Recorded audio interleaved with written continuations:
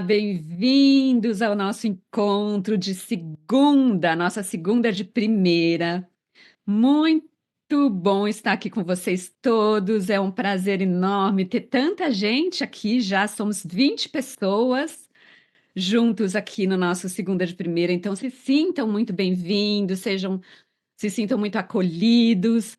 Hoje vai ser um dos assuntos que nós vamos tratar, hoje um dos assuntos que eu mais gosto. Eu estava falando antes de vir antes de começar a gravar, que é um assunto que eu mais gosto de falar, que é sobre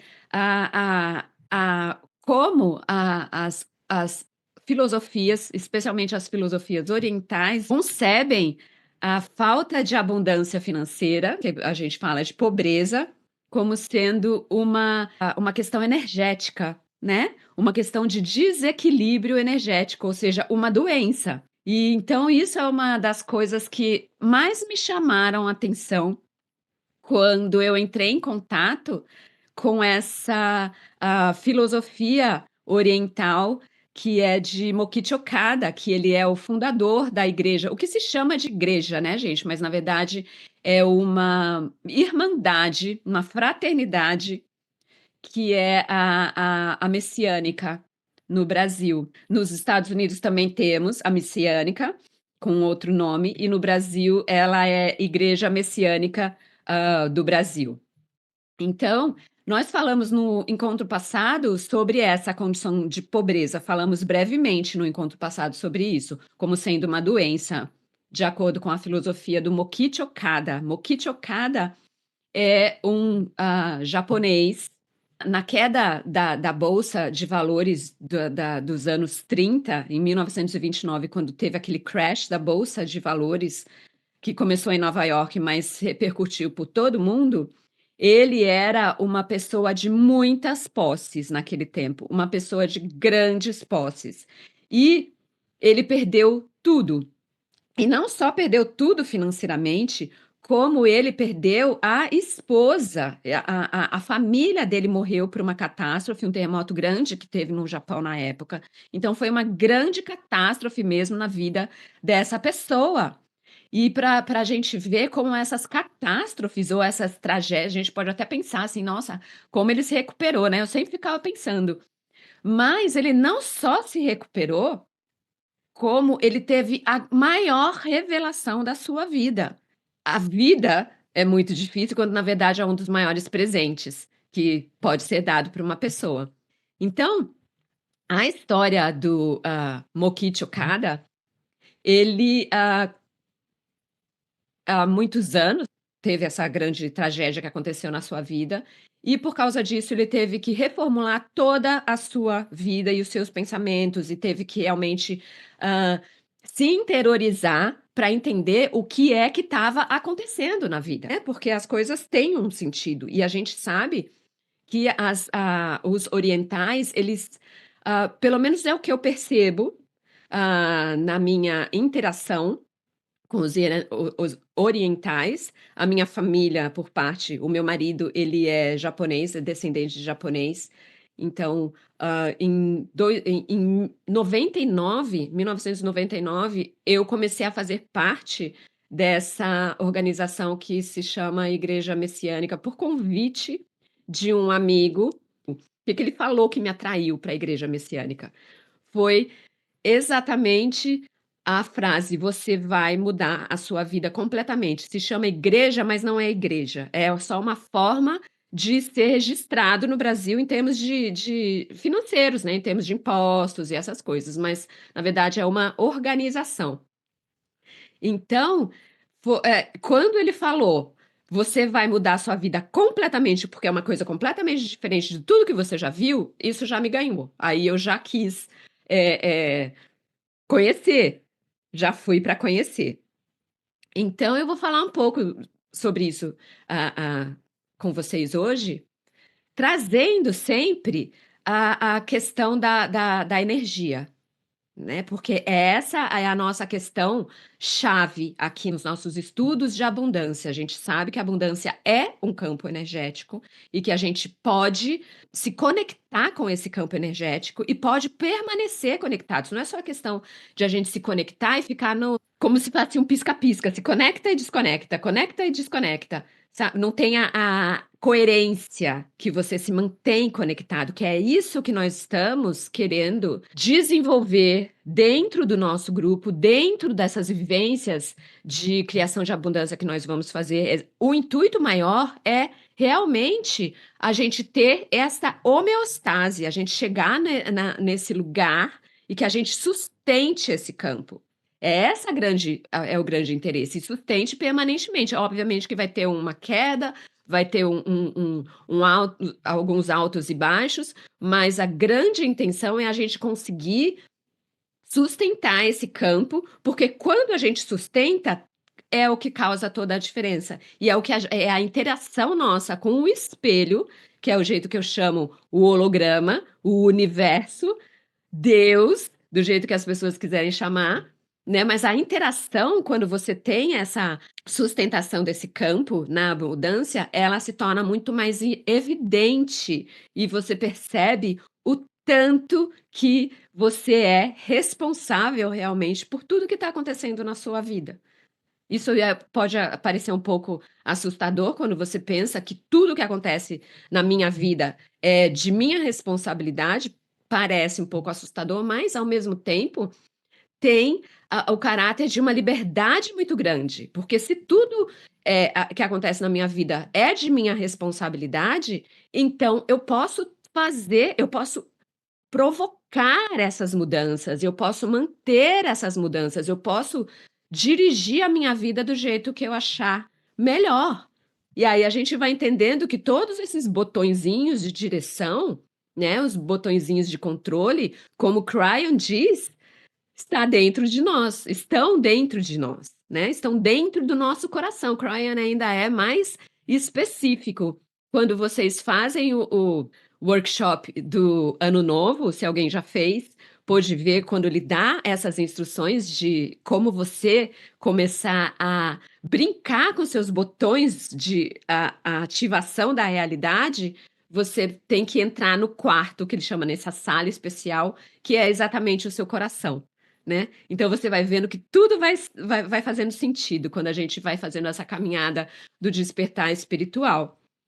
Então, retornando aqui ao preâmbulo que eu comecei falando sobre Mokichi Okada, ele foi o fundador de um movimento espiritual denominado Sekai Kyuseikyo, que em japonês significa a religião para a salvação do mundo. Ela foi uma readaptação do seu primeiro movimento espiritual, que foi denominado Dai Nihon Kanonkai.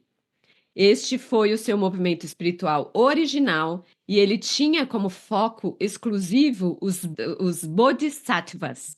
Vou falar de novo, bodhisattvas é uma palavra em sânscrito.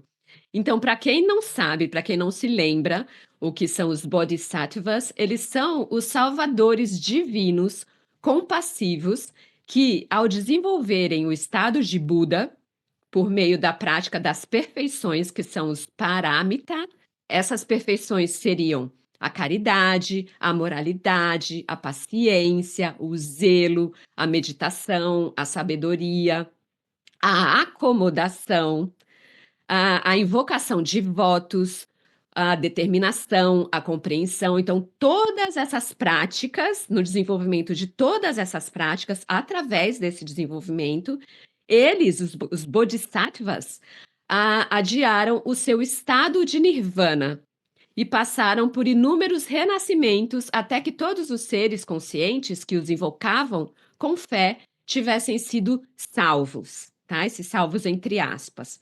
Então, o que é interessante nessa informação aqui que eu estou passando para a gente, né? Os grandes bodhisattvas, que são os Mahabodhisattvas, quando eles se tornaram Budas celestiais, eles salvam os fiéis, as pessoas que depositam a sua fidelidade por sobre eles, através da transferência dos méritos. Então, olha como é interessante essa ideia, porque nós vimos na live que fizemos sobre a memória e a abundância que, para certas vertentes budistas, o processo reencarnatório implica uma continuidade da consciência, ou seja, não é uma pessoa em particular que segue para uma próxima reencarnação, depois que a sua vida termina, mas os indivíduos, especialmente os indivíduos que são os chamados bodhisattvas, eles têm a responsabilidade de moldar o que vem a ser estabelecido no futuro também em aspas, porque a gente sabe que não existe bem o futuro em si, né? Por meio de suas sementes kármicas, que são esses hábitos, pois todo este campo de informação servirá como parâmetro à pessoa ou à criatura que encarnará a seguir. Então, o que que eu estou dizendo aqui, gente? Esses hábitos, esse conjunto dessas práticas grandiosas, essas práticas celestes que esses bodhisattvas desenvolveram durante toda a sua vida, porque era o grande intuito deles, era desenvolver essas práticas, porque o que acontece? Se cria o campo grandioso dessas práticas, em que todos eles se conectam e os fiéis, que são as pessoas que confiam naquelas práticas, conseguem se conectar também. E para vocês verem que não tem realmente a questão do tempo, isso acontece no sem tempo, porque quando na próxima encarnação, essas pessoas que fizeram parte deste ah, campo comum, né, de bodhisattvas, esse campo comum de práticas, de práticas elevadas, as pessoas herdam ou as pessoas se conectam do outro lado do véu com esses campos e atraem, não só atraem, elas criam imediatamente na sua vida já aquelas condições, porque elas já vêm nesse campo. Então, para vocês verem que a questão da finitude que a gente fica pensando, especialmente algumas religiões aqui na Terra, do início da vida na Terra, pregam que quando a gente morre, tudo acaba. Então, é um preceito da Igreja Católica, por exemplo, que não tem a encarnação como um dos seus preceitos, né? Eles não acreditam na encarnação. Então, olha a diferença de uma cultura como os Bodhisattvas, como os Budas celestiais, que não só acreditam na encarnação, mas como trabalham para a manutenção deste campo, que é um campo como se fosse um campo de memória, em que as pessoas, quando elas passam para as outras vidas, elas ah, alcançam, mas no sentido de elas se conectam com esse campo e as suas vidas, como é um campo morfogenético, ou seja, gera a forma, as suas vidas se tornam diferentes, se tornam mais adequadas ao que eles esperam. Então, através dos campos de energia. Então, isso é o que eu acho muito interessante dessa sabedoria dos bodhisattvas. Então, o que eu estou dizendo? Mokichi Okada tinha uma grande admiração por todo esse cabedal filosófico dos bodhisattvas. Então, dessa forma, nós vimos que a memória é vista como parte do próprio tecido da realidade e a sua ressonância mórfica é o que molda a maneira como as pessoas, como as criaturas reencarnadas, vivem as suas vidas subsequentes. A pessoa liberada ou a pessoa iluminada que tem essa percepção nessa tradição budista, ela é capaz de agir sobre o que herdou através da memória. O que ela herdou? Ela, além de ela ter herdado todo esse cabedal energético com o qual ela está se conectando, ela herda também os padrões que tem na sua vida. A gente lembra, quem fez o curso com a Isabelle Benarus, que eu traduzi no ano passado, de acordo com os estudos da Isabelle, que nós trazemos para as nossas vidas todo um padrão, vários padrões energéticos dos nossos pais, que vêm por default. Então, vocês imaginem que todas as pessoas vêm com programas, que são esses padrões já, nós chegamos com esses pré-programas, que nós podemos reprogramar, claro que nós podemos, e, no caso dos bodhisattvas, além disso, eles vêm com os programas que eles investiram durante a sua vida. Dá para compreender? Assim, eles investiram nesses campos energéticos. Então, quando eles encaram da próxima vez, além das suas questões dos pais, de todos os programas que os pais trazem, eles trazem também os seus programas que eles já cuidaram para serem trazidos na próxima encarnação. Então, você percebe que tem essa consciência muito mais grandiosa não é uma consciência que é encerrada na sua existência nessa vida, mas contempla todas as suas existências passadas e futuras, porque quando você muda a sua existência no presente, no que a gente chama de presente, a gente muda a existência no passado e a gente muda a existência no futuro, porque é um contínuo. A gente só entende o tempo na terceira dimensão, mas na multidimensionalidade não existe o tempo. Então, por isso que quando a gente muda o presente, a gente consegue mudar o passado e consegue mudar o futuro. Então, é muito interessante essa visão deles. Os Budas celestiais mais populares são o Amitabha, que é auxiliado por Avalokiteshvara, que em chinês é a Kuan Yin, e em japonês, Kannon, que é o deus ou a deusa da misericórdia. Os outros Budas celestiais são o Manjuri, que é o gerador da sabedoria, e o Maitreya, que é o futuro salvador. Então, estes são os mais populares, são os bodhisattvas mais populares. Agora, é interessante aqui, quando eu comecei a estudar sobre Avalokiteshvara, que é Kuan Yin, gente. Em japonês é interessante, né? Porque a energia da misericórdia de Kuan Yin, esse ser, essa divindade, Avalokiteshvara, para os japoneses é um deus, que é Kannon, e para os chineses é uma deusa, que é Kuan Yin. Quando eu estava fazendo parte da Igreja Messiânica nos anos de 1999, lá em Campinas, no templo, tem um templo grandioso da Igreja Messiânica, é um dos templos mais lindos que eu já vi na minha vida, ali em Campinas, no bairro da Guanabara. Na esquina tinha um centro da Avalokiteshvara, que era de Kuan Yin, e eu não tinha a menor ideia do que era aquilo. Não tinha a menor ideia. Eu era muito crua em tudo. Estava começando esse trabalho com a energia ali, com a energia do Jorei. As pessoas do Avalokiteshvara, do templo, que era na esquina, então era o Jorei, o centro, numa esquina, e na outra esquina era o templo Avalokiteshvara.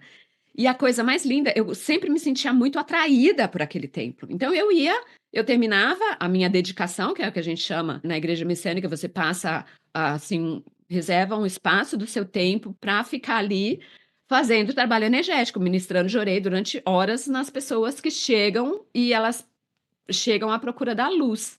E depois eu vou falar um pouquinho sobre o jorei para vocês entenderem como é que funcionava.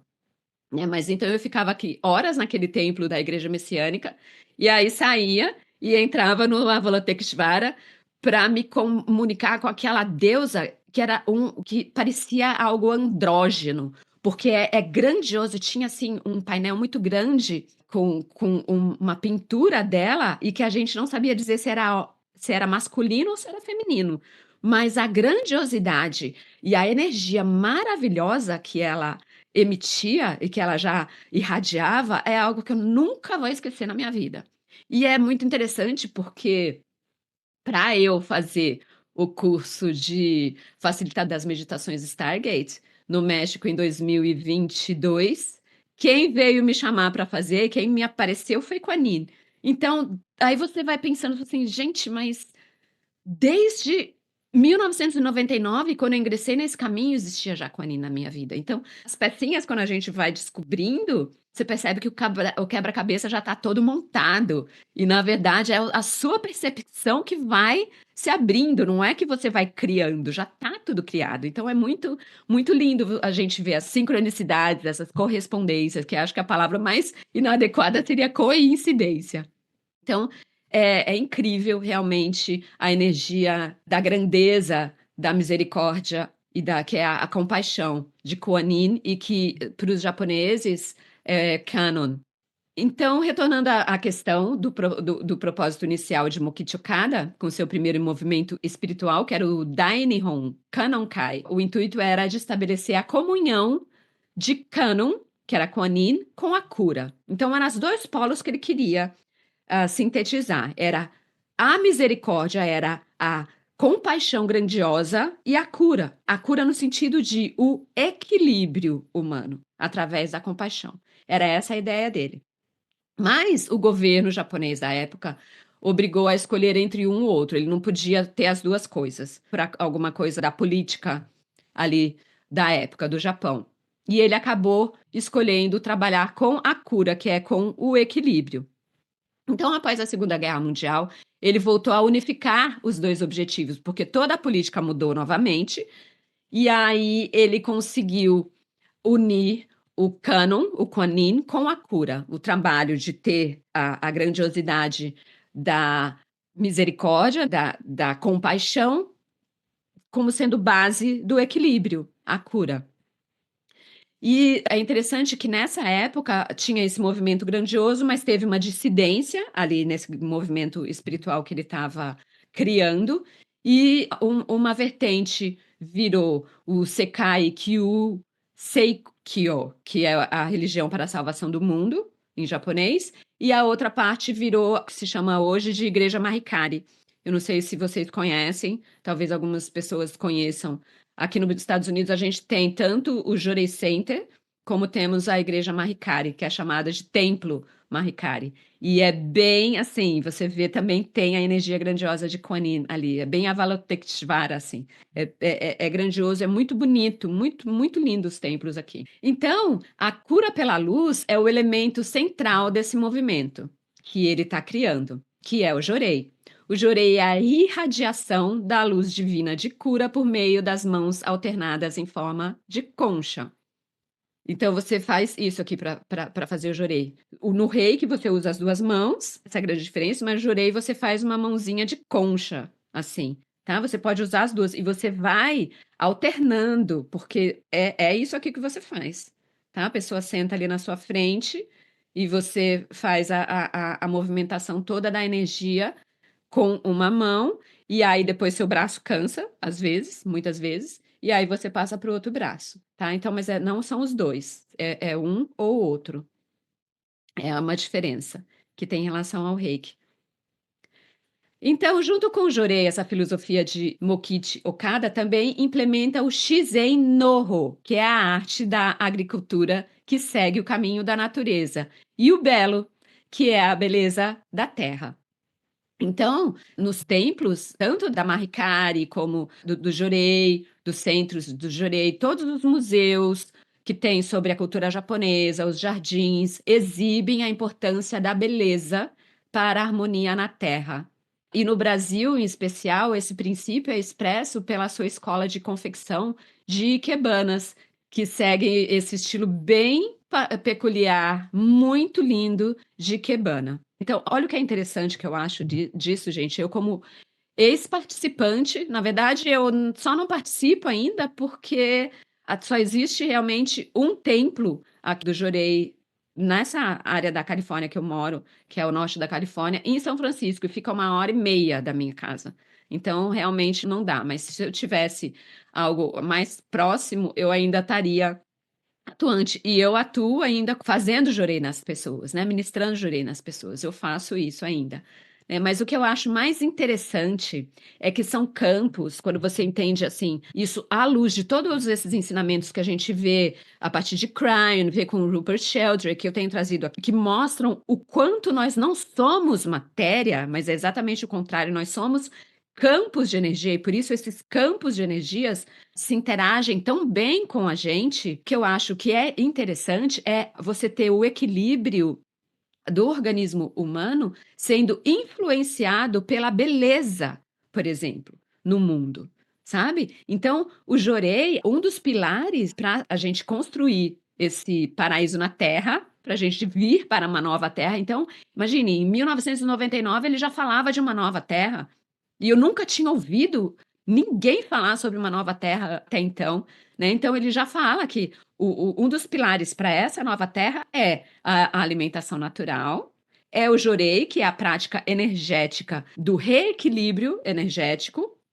Então, uma pessoa ajuda a outra através dos campos de energias que estão formados a se reequilibrarem, e o belo, e a beleza. Então, a beleza na vida, ela cria um campo tal de harmonia que interfere na vida positivamente, que cria um equilíbrio na vida. Então, quando eu me lembro quando a gente estava na igreja messiânica e tinha umas pessoas que estavam realmente com uma doença avançada em relação à pobreza, assim, em situação financeira muito, muito grave, a gente encomendava lá no Sangetsu uma ikebana para a pessoa. Então é como se através da ikebana, que é linda, se você olha, é completamente diferente. Se vocês quiserem, depois eu coloco lá no Telegram, o site para vocês visitarem, verem as fotos das ikebanas do Sangetsu da Igreja Messiânica, que são diferentes, gente. Assim, é um tipo de harmonia. Você tem um curso especial para fazer aquilo. Então, eu fiz o curso da ikebana, eu fiz o curso de jorei e atender as pessoas e essas coisas. Então, quando você vê a beleza que aquelas ikebanas emanam, a pessoa ela vai mudando sem querer, porque às vezes você tem uma pessoa que é uma cabeça muito dura, vamos dizer assim, e aí o jeito de você ir deixando o espírito que é ela própria, tomar conta dela mesmo, ela voltar para o seu equilíbrio é através da contemplação da beleza, de algo belo, como uma ikebana. Mas é não só a ikebana é algo que você pode dar de presente. Então, o interessante é você ver que é importante você ter o belo como uma das características espirituais que a gente quer contemplar, que a gente quer não só contemplar, mas a gente quer construir. É uma das formas de nos trazer equilíbrio, essa contemplação do belo. Então, você organizar a sua casa, você organizar as suas coisas, sabe? Você ter essa ideia de ter o belo como um dos pilares espirituais, isso é muito importante. Olha só, a Lu a Lúcia fez o curso de Ikebana em 80. Pois é, Lúcia, olha só, mais uma coisa em comum nós temos. Eu também fiz, mas eu fiz um pouquinho depois. Eu tô vendo aqui os comentários de vocês, a Luciana dizendo: "Sim, nós voltamos com as nossas habilidades de criatividade e inteligência adquiridas, porém as crenças impedem de lembrar". Sim, sim, a gente, impedem, assim, dificultam um pouco, mas você vai se lembrando de acordo com o que você vai fazendo de prática, vai se lembrando. Fica algo mais permeável, você não fica com um véu de esquecimento tão forte quando você, numa encarnação, tenha trabalhado essas questões.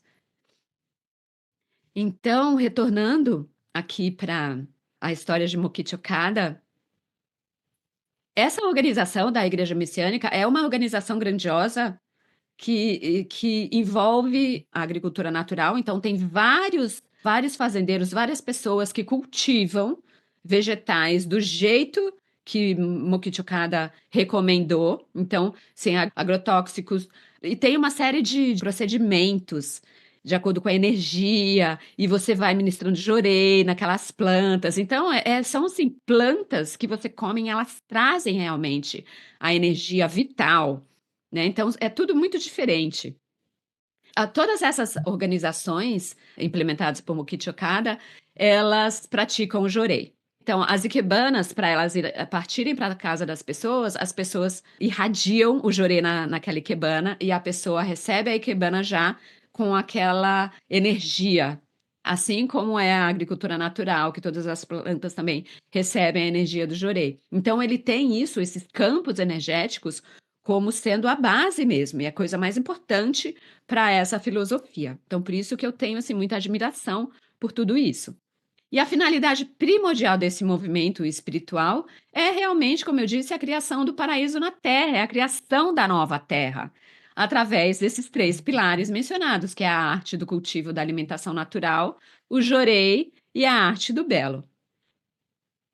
Então, o meu trabalho com o jorei, quando eu comecei, foi quando eu tive o contato grandioso com os meus guias, porque o jorei é uma prática, né, além de você estar sendo o veículo de uma energia divina que vem do Sol central para a pessoa que está na sua frente, você tem que entrar num estado de a palavra que me veio foi de passividade, mas é no sentido de absolutamente esvaziamento, tá? Você não tem que ter o querer em você, porque você não é um querer. Você é um veículo, então você se torna como se é como se você quase se tornasse um facho de luz. Essa é a ideia. Então você esvazia os pensamentos da sua cabeça. É difícil, então no começo a gente faz o curso e não é fácil, porque a gente tem essa mente muito tá em todo lugar o tempo todo, mas quando a gente consegue, é uma prática de meditação, ao mesmo tempo em que você está fazendo uma prática de energização, porque você não se mexe, mas o seu corpo é mexido. E isso é que é uma das coisas mais lindas que, eu presenciei e eu experimentei com campos energéticos. Então, quando eu comecei a estudar o Rupert Sheldrake e toda essa questão dos campos energéticos, eu tinha como experiência a minha experiência no Jorei, porque os campos energéticos, eles são reais e eles movem, eles mexem a gente. Então, você se torna absolutamente assim, um vazio, praticamente é isso, você se torna um vazio e a sua mão que vai sozinha, não é você que vai colocando a mão na pessoa. A sua mão é como se ela fosse magnetizada e tivesse um ímã gigantesco que vai mexendo assim na pessoa e você fica ali de olho fechado e o seu corpo está sendo um veículo da energia. Então, realmente é uma das experiências mais incríveis que eu tive na minha vida. Foi quando eu comecei a ver mesmo os meus guias, quem é que estava trabalhando comigo, que eles se apresentaram. Aí eles se apresentaram. Foi o Baltazar, que é um dos reis, dos três reis magos. E aí depois, um pouco depois, veio Hilarion, o mestre Hilarion, que é uma graça, assim, é o rei do bom humor. Ele ama rir e adora umas músicas assim, porque a gente colocava a música para ministrar umas músicas bem tranquilas para fazer o jurei nas pessoas. E a música que eu já vinha escutando, assim, que ele já estava falando assim para mim, olha, tal, tal, tal, era Enya. Adorava Enya. Então eu chegava, colocava a Enya, sentava e eu ficava das 9 horas da manhã, todas as sextas-feiras. Eu ficava das 9 horas da manhã até as 6 horas da tarde, sentada ministrando o jorei para as pessoas. Eu tirava esse meu dia. Era o dia que eu não dava aula, é o dia que eu não fazia nada, fazia isso, né? Porque era a forma de eu entrar em contato com essas energias, porque são energias muito potentes, são energias muito construtoras, gente. Isso é verdade, isso é real. Todas as pessoas que entram em contato com as energias, você tem uma mudança grande na sua vida. É diferente de, por exemplo, o que acontece muito na nossa vida na Terra, assim, na modernidade, é que o nosso campo de energia está todo entremeado com os campos eletrônicos. E a gente não dá tempo, não se dá o tempo de ir purificando, assim, no sentido de trazendo, reequilibrando esses campos energéticos, os nossos campos energéticos, né? Não querendo dizer que são os eletrônicos sejam prejudiciais e a gente vai colocar aí um conceito que eles podem sustentar ou não, porque tudo depende da sua percepção. Mas é importante o seu cultivo energético em interação com todos os campos energéticos das pessoas, dos eletrônicos, de todas as consciências, né? Então, isso é muito importante e é muito interessante quando você entra em contato com seus próprios campos energéticos, como você consegue perceber os campos energéticos do que está à sua volta.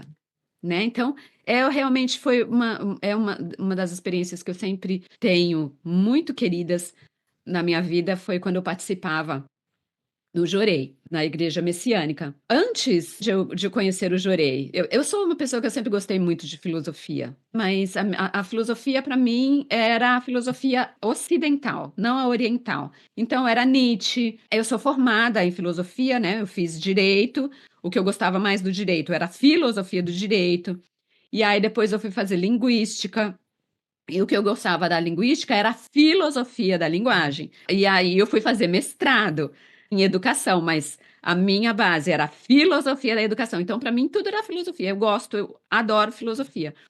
E eu não tinha contato com a filosofia oriental até então. Tinha contato só com a filosofia ocidental, até 1999, quando eu entrei na organização da Igreja Messiânica.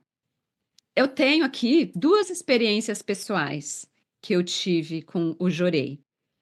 eu vou contar para vocês, e são experiências, assim, que não foi nada que algo que eu estava pensando, quando a gente entra naquela organização e que você faz parte desses campos de energia, que você entra em contato com esses campos de energia, a energia já vai te modificando, sem você perceber, porque é como se você tivesse você imagine que é como se existisse uma música que estivesse tocando e você sempre ouve aquela música.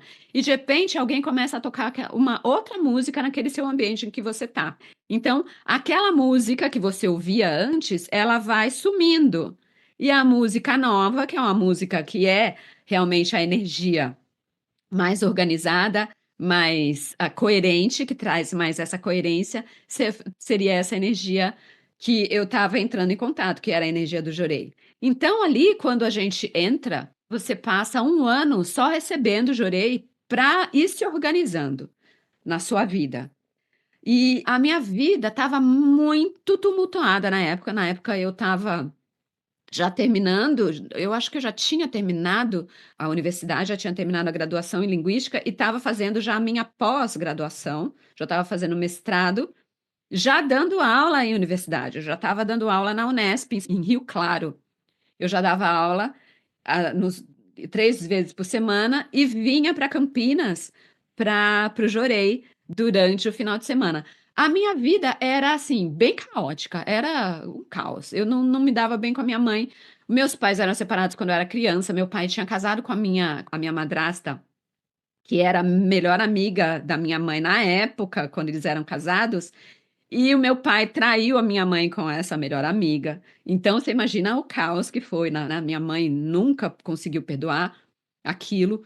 Os filhos ficavam nessa energia muito conturbada, e principalmente as pessoas mais sensíveis à energia, eu e meu irmão, a gente que vê, né, que tem a clarividência, meu irmão também tem, a gente era muito perturbado. Quando eu entrei no Jorei, eu era muito, muito perturbada nesse sentido familiar, e tinha também a questão financeira, que é essa a nossa questão da abundância aqui, que a minha vida eu ganhava muito bem, era um salário de professor universitário para uma pessoa sozinha, de universidade pública. Eu ganhava muito bem, mas meu dinheiro sumia, sumia como se não sei o que acontecia. Ele ia embora do jeito que vinha, quer dizer, muito mais fácil do que quando vinha. Então eu era uma pessoa que tinha esses desafios, vamos dizer assim, quando eu entrei na igreja messiânica. E para culminar com tudo isso, porque quando você está num campo de energia que a sua energia não é coerente, você não tem a coerência e você não consegue ainda manter uma coerência no sentido de ter um equilíbrio energético, ter um equilíbrio na saúde, ter um equilíbrio, né? Você vê que eu estava desequilibrada em termos de saúde porque as minhas finanças estavam sendo minadas. A minha vida familiar eu tinha muito conflito. Então, era mais uma questão do desencontro das energias, né? Do caos nas energias. E isso tudo culmina com um acidente de carro que eu tive em 99, que uma pessoa ultrapassou o sinal vermelho, né? Eu estava no sinal verde, estava fazendo uma conversão no sinal verde, que era o meu direito de fazer, e a pessoa atravessou o sinal vermelho, o meu carro capotou. Não aconteceu nada de gravíssimo, mas a direção bateu no meu joelho e foi uma pancada muito, muito, muito forte. E aí eu tive um problema de menisco nesse joelho. Meu joelho ficou muito inchado, muito inchado. Eu tive que ficar andando de muleta. Eu fiquei meses andando de muleta, não conseguia andar. E aí, pela medicina alopática, a medicina comum, o procedimento era o procedimento que eles faziam com os jogadores de futebol, ou seja, você pegar e você tirar todo aquele líquido que tinha no joelho, né? Porque meu joelho ficou uma bola, ficou enorme, assim, muito, muito inchado. E parecia uma melancia, gente, era uma coisa assim, louca aquilo. O tratamento da época era você tomar um monte de anti-inflamatório, muito remédio, e fazer essas punções para tirar o líquido. E todo mundo já me avisava, você sabe que quando você começar a fazer as punções, nunca mais o seu joelho vai ser o mesmo, porque não volta ao normal. não volta ao normal. E eu era uma pessoa e sempre fui uma pessoa que eu adoro malhar, eu adoro fazer ginástica, então eu já tinha feito vários treinamentos pela minha escola em ginástica olímpica, nunca ganhei nenhum campeonato, porque eu cresci, né, na ginástica olímpica você tem que ter até uma altura e eu ultrapassei a altura muito cedo, então eu não podia competir, mas eu competia não assim como em Olimpíada. Depois foi com jazz, balé, com ioga, tudo, tudo, qualquer coisa. Até hoje eu sou assim, né? Até hoje eu faço muita atividade física. E para mim é a base mesmo da minha sanidade mental, é a atividade física. Então, quando eles falavam: "Você não vai voltar mais a ser do jeito que você era", eu falei: "Não, não, não, não, não, a gente vai ter que arranjar outro jeito". E qual foi o jeito? Foi exatamente o Jorei. Quando eles chegaram para mim e falaram assim: "Você confie, porque isso vai mudar a sua vida". E eu confiei, porque simplesmente eu ia para receber o Jorei. Todos os dias eu fui durante acho que 3 meses para ver a diferença. Eu fui todos os dias, eu ia receber jorei ou uma pessoa ia ministrar jorei em mim, na minha casa. Num certo momento desse meu tratamento, o meu joelho, eu sentia a água, ela mexia assim, pelo campo eletromagnético que o jorei cria. Então, era uma coisa que a gente vê aquilo em ação. A pele amassava com aquela água dentro e parecia que fervia, e eu não tomava nada de remédio, nada, eu fazia o tratamento com jorei, fiz o tratamento só com jorei. E realmente, em 3 meses, o meu joelho voltou ao normal, eu não tive mais problema nenhum de articulação, minha vida é normal até hoje, eu não tenho problema de joelho, eu não tenho nada, nada, nada. A única coisa que eu tenho para dizer, para eu lembrar, eu acho que isso daí é até para eu lembrar que isso já aconteceu na minha vida, é que pelo fato de eu ter usado muleta durante 3 meses sem poder pisar na perna direita que foi a perna que aconteceu o acidente, ela ficou um pouquinho mais fina que a outra, porque atrofia, né. E mesmo todo o ganho de massa que eu tenha feito depois, ela tem, assim, 1 milímetro ainda de diferença entre uma perna e a outra. Mas foi só isso, e não tenho dor, não tenho nada. Então, foi uma das grandiosas coisas que aconteceram na minha vida. As pessoas achavam que era milagre, para mim era uma lógica, assim, não poderia ser diferente, porque se eu estava vendo que aquilo estava agindo, então não poderia ser diferente. Então, nem foi, assim, tanto uma surpresa, foi meio, assim, uma comemoração que tenha dado tudo certo, porque realmente fez uma grande diferença. E aquilo foi o que fundou a minha certeza nesses campos energéticos. A gente pode não ver, muitas vezes a gente vê, mas eles são atuantes absolutamente, continuamente, e a gente precisa, é o que eu acho, principalmente numa sociedade como hoje, a gente precisa entender que esses campos são atuantes, porque a falta da abundância é algo que pode ser tratado dessa forma. Essa filosofia do próprio Mukichi Okada fala sobre isso, do jeito que você reorganiza todo o seu corpo para ele responder de uma forma diferente a tanto as suas questões de saúde, para você ter esse reequilíbrio, você pode tratar essas questões energéticas em relação à abundância da mesma forma, como se fosse uma falta de equilíbrio, né. Então é isso que é a base do que eu queria trazer hoje para a gente aqui, tá. Eu quero falar só um pouquinho mais sobre o Jorei, no sentido de dar umas especificidades maiores para quem se interessar. Não estou fazendo propaganda, acabo fazendo a propaganda, porque realmente foi algo que ajudou, não só ajudou, mas que me deu um embasamento completamente novo em relação à questão das energias e dos campos energéticos. Foi ali que eu comecei a entender como é que funcionam esses campos energéticos. Então a palavra Jorei é a combinação de 2 caracteres japoneses, do kanji, que é o jo, que significa purificar ou limpar, e urei, que significa o espírito ou o corpo espiritual. Então, essas terapias energéticas tem sido usada, a gente sabe que são usadas durante muitos anos, mas o que é interessante do Jorei é que realmente ele não tem um sistema de dogmas, a questão é absolutamente o equilíbrio energético. Então, gente, é basicamente isso que eu tinha para trazer para vocês hoje. Um ponto importante do paraíso na Terra, que é a nova Terra. Essa ideia de nova Terra que o Mokichi Okada recebeu na década de 30, a gente vê hoje falado pelo Bashar, por todos, né, por Cryon. Então você vê que esse conceito da nova Terra, ele tá na humanidade já faz um tempo. Não é algo novo. Então, a gente tem esse conceito da nova Terra. Então, nós temos esse conceito porque sabemos que vamos chegar lá.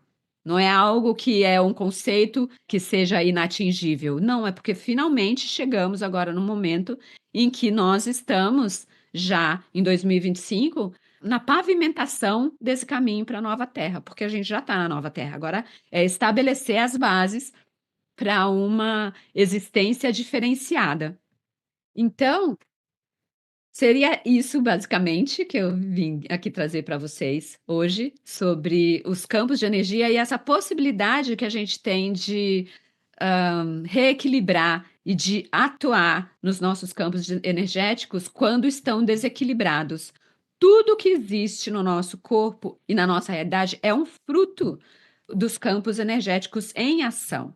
Então, nós entrando em contato com novos campos energéticos, com novos campos morfogenéticos, nós fazemos uma alteração na forma da nossa vida, inclusive forma física, a nossa saúde financeira, tudo isso é suscetível, porque tudo isso são campos energéticos.